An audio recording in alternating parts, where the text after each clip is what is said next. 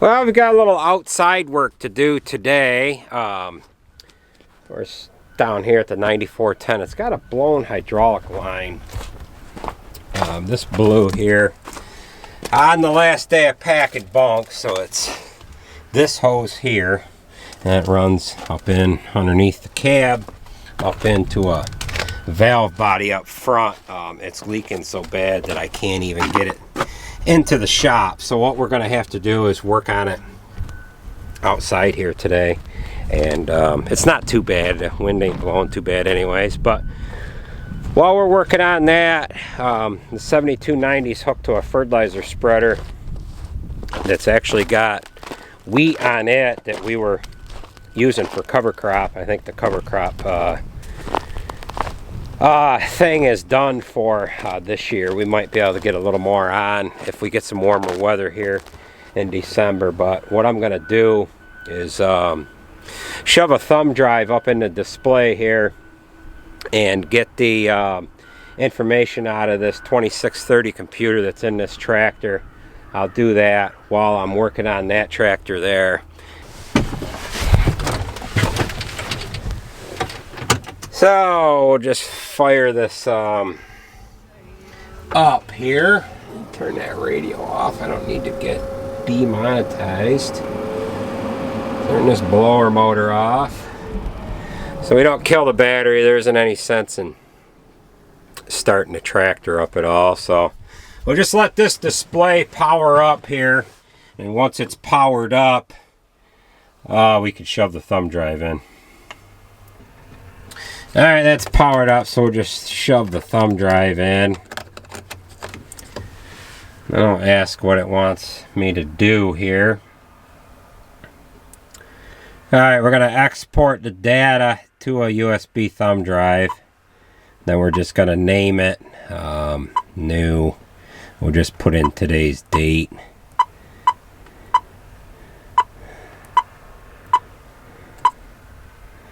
We'll let that transfer. That's going to take a little while.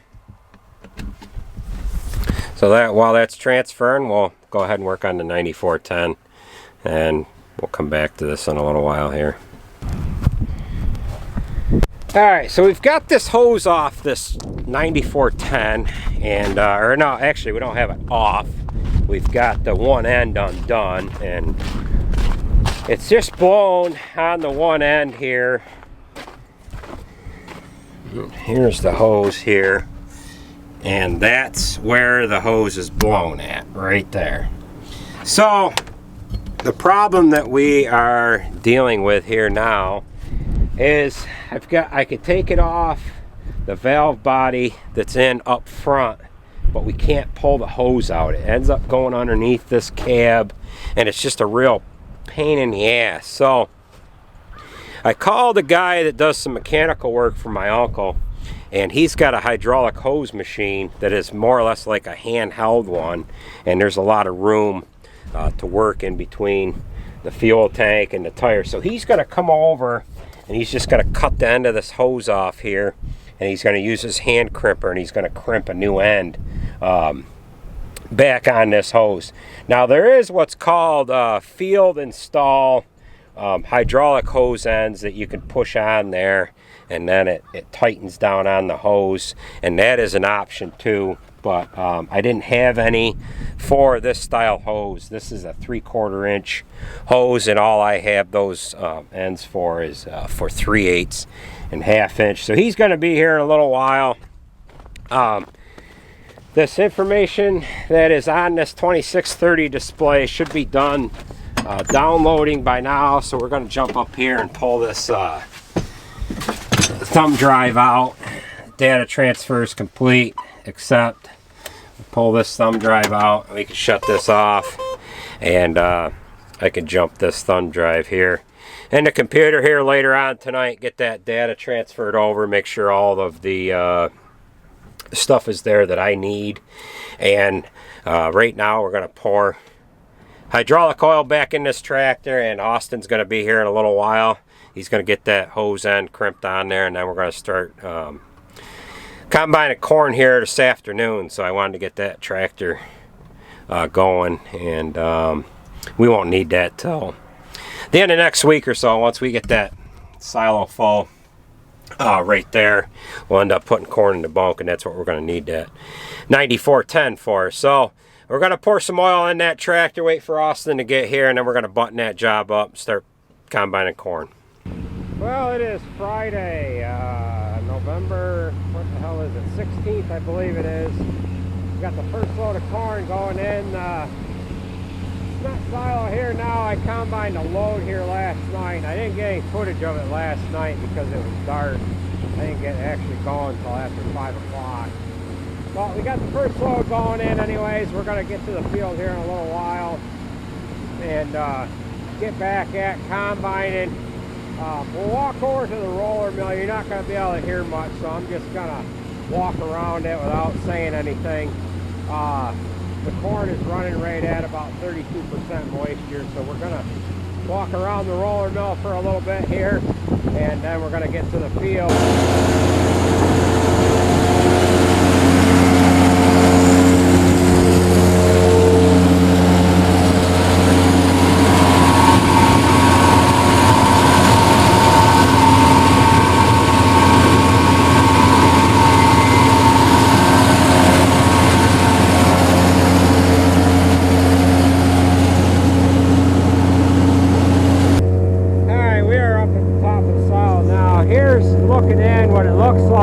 Can't really hear all that well.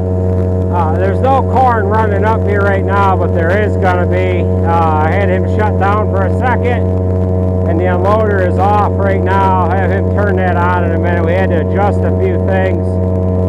It gets real dusty in here, so you really can't see all that much.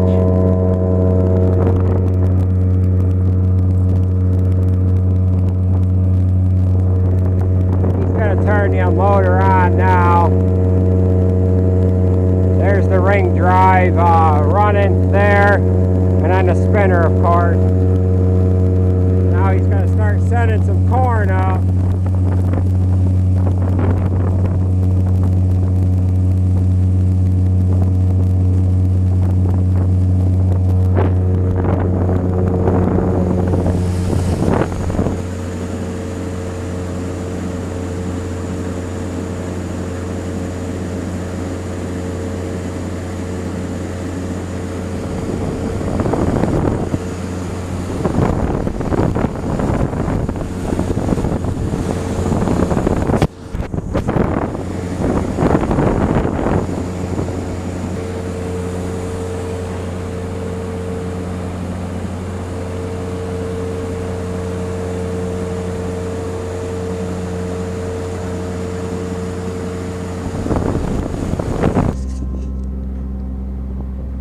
We're just getting to the field now. Combine up and go. We combined a little bit here last night. We had about 40 rows over there to do, and it is a little muddy here. The guys came over here earlier and they ended up blowing combine off, and then they blew the sieves out. I had a little bit of snow accumulated on the front sieve, so they've got that blown off with a big compressor. We're going to move over to a field that's a couple miles from here. We've got about 8 acres to do there, and then we're going to be done on this farm. Majority of this field we chopped. Down in there I couldn't, there's too much of a side hill, and that we were having trouble moving in there with the chopper, so we ended up having to combine it. The boys are over here spreading manure now. We got Norris right there with a 9320, the Jamesway spreader, and Tim's going to be going by here in a second. So we're going to get after combining here.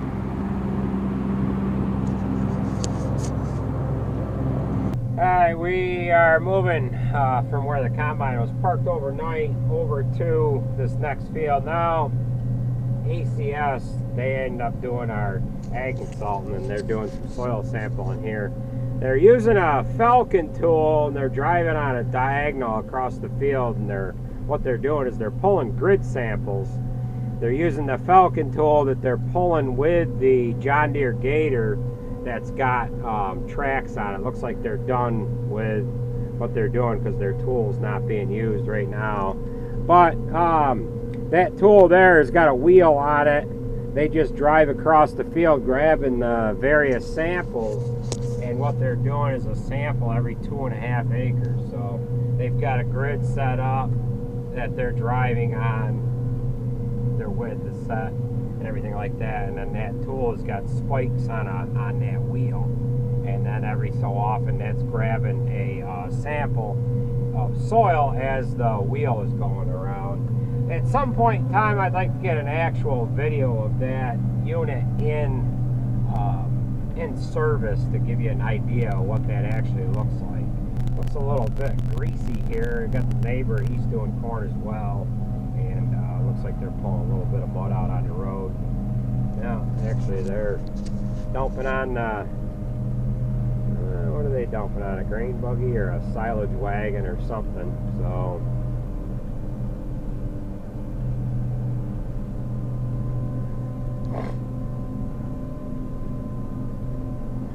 looks like a pretty slick unit there, and get in and out of any field they want with that unit.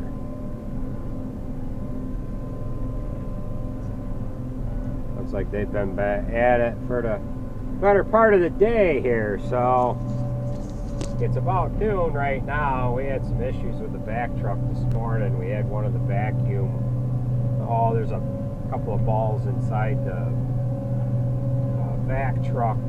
One of them fell out today. We had to fix a couple things on that, so I'm getting off to a little bit of a late start here today, but at any rate, we're going to be getting after it here. Alright folks, we're in the mid-afternoon here now. This farm that I'm on now, we actually moved from where we were here this morning, and this farm that I'm on, grain buggy's pulling up here. This farm that I'm on now was actually the farm that I did last year. So we're in here a couple weeks earlier this year than we were last year, but this is actually drier in here when we're harvesting this than when I planted this. That there, just on the other side of the grain buggy track there, was so wet I had to lift the planter up, and I went counterclockwise around this when I planted it and almost got stuck going downhill. So that I can unload on the go, I'm going counterclockwise around this field, and I ended up driving up through that wet hole right there. Or it's not really wet, it was just wet when I planted it, and this ground is actually drier, like I said, now that I'm combining than when it was when I was in here when I was planting it this spring. So we are on this ground a couple weeks ahead of time from where we were a year ago. It just happened to be where we started out shelling corn here last night.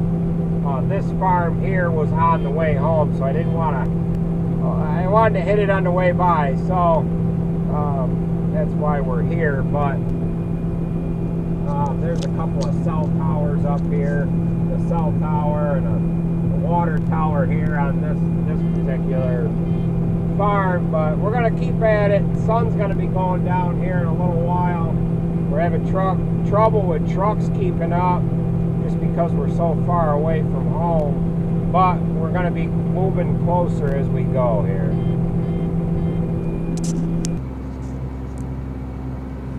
Alright, just as soon as I turned the camera off, loading the grain buggy, the damn unload auger quit right when I was getting almost done